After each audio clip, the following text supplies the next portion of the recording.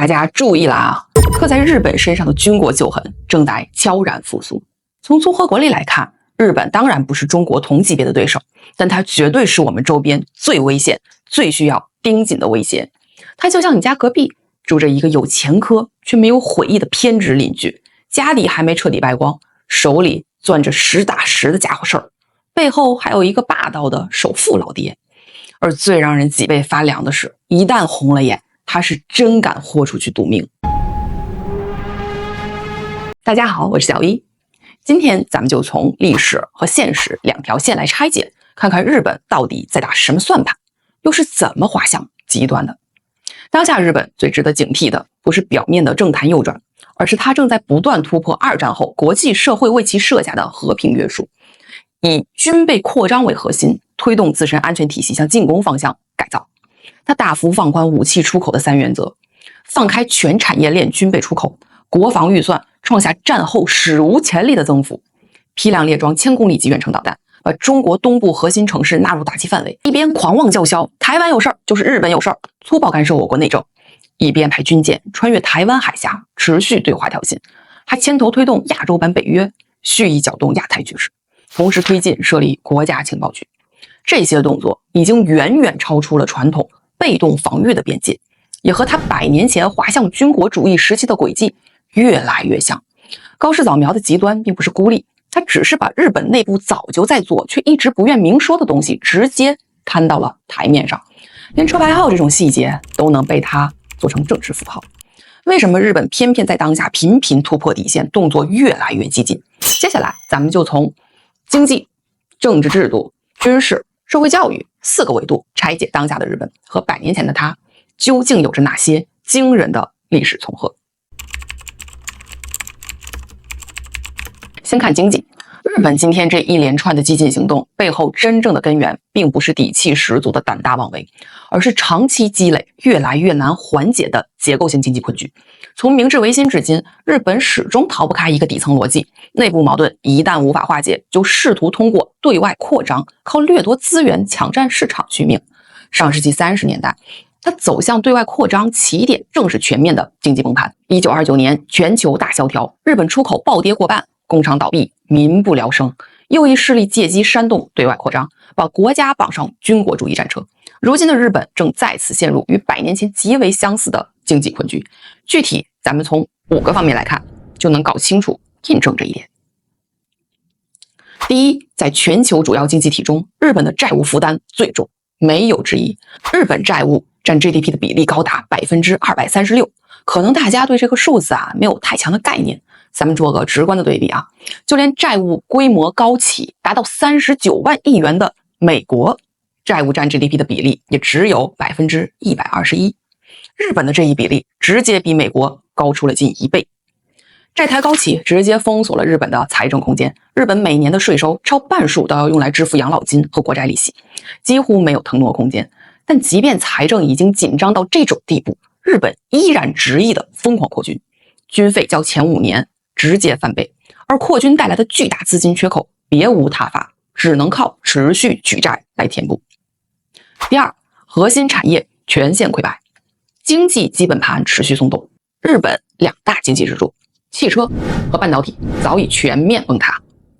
曾经是全球霸主的日本汽车产业，2025年全球销量被中国车企反超，在华市场份额从 23% 暴跌至不足 10%。 半导体产业更惨，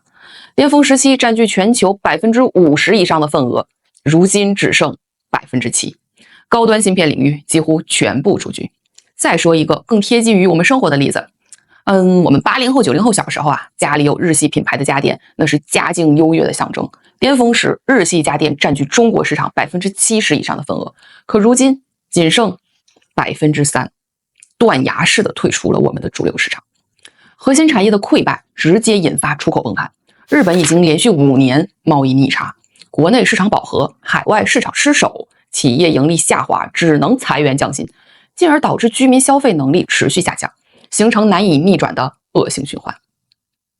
在这种背景下，军工正在被日本越来越当成稳行业、稳订单、稳就业最顺手的一张牌。疯狂扩军能为三菱、川崎等军工巨头带来大量订单，这也是其不断加码军备的重要现实动因。第三，日元跌破160心理红线，汇率与政策空间同时承压。今年3月，日元对美元汇率跌破160，创下34年新低。160一直被外界视为日本政府出手干预的重要关口，一旦跌破，就容易被解读为防线失守，进一步打击市场信心，引发抛售压力，推动日元持续下探。更麻烦的是，日本央行已经陷入进退两难的境地，加息保日元，国债利息、财政成本和金融市场压力都会持续上升；不加息，日元又会继续贬，输入性通胀持续施压，民生成本不断抬高。也就是说，日本已经被债务、财政和市场三头夹击，政策空间正在被一点点锁死。第四，地缘政治自毁式操作，让日本把最关键的几条命脉一起推到了风险边缘。具体来看，第一条，俄罗斯跟着美国制裁俄罗斯换来的就是主动放弃对日本至关重要的廉价油气来源。第二条，中国在台海问题上持续挑衅，换来的就是把中方反制一步步推到自己面前。两用物项出口管制和实体清单压力已经开始对日本高端制造和军工相关环节形成明显压制。第三条，朝鲜联合美国、韩国持续军演，换来的就是把半岛局势越拱越近。朝鲜频繁在日本周边试射导弹，东北亚安全风险持续升温，航运、保险和能源成本也被进一步顶高。第四条，霍尔木兹海峡，一旦这条能源通道持续受阻，日本这种高度依赖海外能源输入的经济体，冲击将极为致命。说到底，前面这些看上去分散的问题，最后都把日元往同一个方向推。日元一贬，进口成本先涨，偏偏日本又高度依赖海外能源，粮食和原材料，价格压力很快就会传导在国内。按常理，货币贬值原本还能靠出口缓一口气，可问题是，日本核心产业已经失速，出口走弱，靠出口挣外汇越来越难。于是，一边要花更多的美元去买进口，一边又越来越难把美元挣回来。外部的几条地缘线又在同时收紧，国际油气和大宗商品价格再往上一顶，日本等于在汇率贬值之外，又按上了一记能源重锤。偏偏这时候，高债务又把财政和货币工具一起锁住了，想加息稳汇率代价太高，不稳汇率，输入性通胀又持续往上压，最后形成的局面就是内部缺乏增长动能，外部缓冲空间不断缩小，短期被通胀挤压，长期又甩不掉通缩阴影，汇率、外贸、能源、物价和政策空间几条线一起收紧，把整个经济一步步拖进死亡漩涡。更危险的是，这种风险不一定只会停留在日本国内，日元长期低利率早已经成了全球杠杆资金的重要融资货币。一旦日本被迫加息，先被点燃的未必只是日本，而可能是全球金融市场的一轮连锁震荡。这样的局面对今天的日本来说，等于把100年前的那套危险条件又一点一点的叠满了。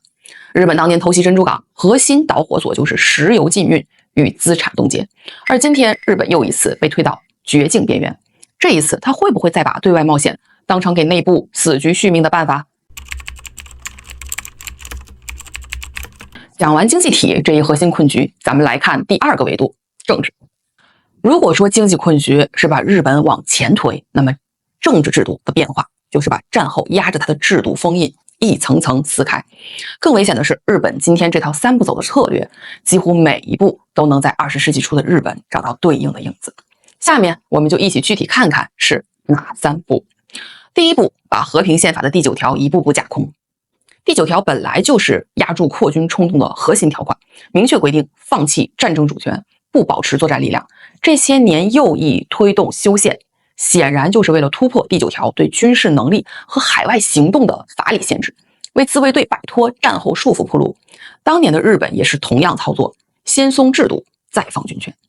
第二步，打造国家级情报中枢，为右转、扩军和海外行动清账。日本正全力立法设立国家情报局，规格极高，它绝不只是提供高情报效率，而是把情报搜集、反间谍、社会监控和对外安全运作集中到一个更强的权力中枢，对内压制异议，塑造安全焦虑，对外强化渗透、反渗透和秘密行动支撑。这套逻辑和军国主义膨胀时期的那套服务扩张的特务体系本质并无二致。第3步，右翼绑军工，把扩军重新做成一门赚钱的生意。高市早苗这类右翼政客一边疯狂扩军，一边和三菱、川崎等军工巨头深度绑定，形成扩军获利再扩军的闭环。20世纪初的日本军国体系之所以越滚越大，一个关键的原因同样也是军部、右翼和财阀早就结成了共同利益体。说到底，日本今天真正危险的不是某一项单独政策，而是它正在把当年那套危险机制一步一步重新装回国家机器。如果说经济困局是内在的根源，制度破风则是外在的助力，那么军事层面就没有那么多的分析推演了，所有的动作和数据都是直白又露骨。种种迹象表明，日本正在把自卫队推向一支具备主动出手能力的军事力量。2026年军费达10.6万亿日元，5年翻倍，并首次突破 GDP 的2%。未来5年还计划再投入50万亿日元。重点砸向进攻型武器和全球作战能力建设。首先，持续扩军并强化前沿部署，针对性极强。自卫队兵力已从15万扩至27万，3年内目标30万。还开放雇佣兵与预备役扩充，在西南诸岛秘密部署导弹与雷达，频繁联合美军军演，同时紧盯半岛和台海方向，布局指向非常明显。其次，它不是慢慢扩，而是在抢时间把进攻性武器落到前沿，升级版12式导弹、隐身战机、航空一体化平台和战斧巡航导弹都在同步推进。后续还准备向与那国岛等西南前沿继续部署。这个位置，这个射程，盯着的早已不是本土防御，而是台海方向和中国东部沿海。说明他追求的已经是远程投送和主动打击能力。更值得警惕的是，这些部署很多并不是临时起意，而是早就写进了计划表。与那国岛这种前沿部署早就不只是说说而已，而是在按计划往前推。最后，他并不只是自己埋头扩军，还在全力打通外部协作体系，试图形成一套完整的进攻链条。而串联起这套进攻链条的正是北约。北约代表团最近赴日考察防务产业，日本又大幅放宽军品出口规则，连军舰导弹都能往外卖。所谓亚洲版北约已经不是口号，而是把日本军工、同盟网络和进攻能力一起往前推。说到底，日本今天的军备扩张已经不是简单的补强，而是在加快试探战后秩序的底线。当经济、制度、军事3条线都在跑偏，社会土壤的异化就成了主推日本激进路线的关键。日本最麻烦的不只是右翼的政客喊得更凶了，而是社会对右翼历史洗白与激进扩张主张的接受度正在一点点变高。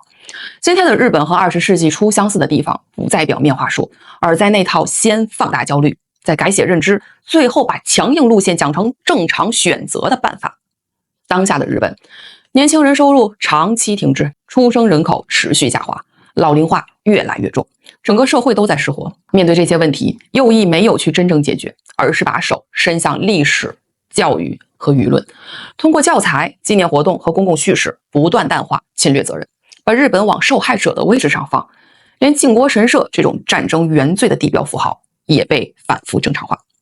接下来就是把这套认知灌输给下一代，等年轻人从小接触到的都是被处理过的历史，被放大的安全焦虑和越来越强的外部威胁叙事，他们长大以后对扩军、强硬和对外冒险的接受度当然会不一样。这种变化最后会反映到政治上。小泉纯一郎和安倍晋三都长期借靖国神社、历史修正和强硬路线巩固影响力，结果不是被边缘化，反而长期维持高支持率。最重要的是，这套路线在日本不只是有人喊，而是真的有人投票。高市早苗所在的自民党在众议院一党就拿下316席，单独超过2/3。这个结果不是政客自己投出来的，而是日本民众投出来的。再往前看，1932年的日本首相犬养毅因为对华政策保持温和态度，最后直接被刺杀。可日本社会竟然出现了大规模为凶手求情，把刺客当成英雄的民意反应。这说明更激进的路线在日本从来不只是政客单方面的推动，民意土壤本身就长期存在。说到底，问题不在于日本社会已经彻底变成了什么样，而在于越来越多的人已经开始把历史洗白、扩军备战和对外冒险当成理所当然。看完经济、制度、军事、社会这4大维度的拆解，我们再回头看高市早苗的激进表态，就会发现他的出现从来不是意外，只是把日本内部很多人早就在做却一直不愿明说的右翼主张和激进诉求直接摊在了台面上。更值得警惕的是，从来不是他一个人，而是前文我们反复提到的这套洗白历史、扩军备战的激进路线，在今天的日本本来就有着深厚的民意与社会土壤。前文分析的经济困局、制度破风、军备扩张、社会异化这4条线正在一步步拧成一股绳，当它们彻底交织，同时发力，日本未来会走向何方，就绝不是一句政治狠话那么简单了。说到底，我们真正要警惕的不是某个政客一时的激进表演，而是100年前那套一步步把日本推向军国主义，最终引发滔天灾难的危险机制，正在当下的日本重新成型，卷土重来。中日之间因历史遗留的隔阂与战争创伤形成的这道坎儿，从来不会自己消失，早晚都要直接面对。只是这一次，面对日本持续的路线转向和步步紧逼，我们再也不能用侥幸心理去看待这个邻居。好了，这一集就讲到这里。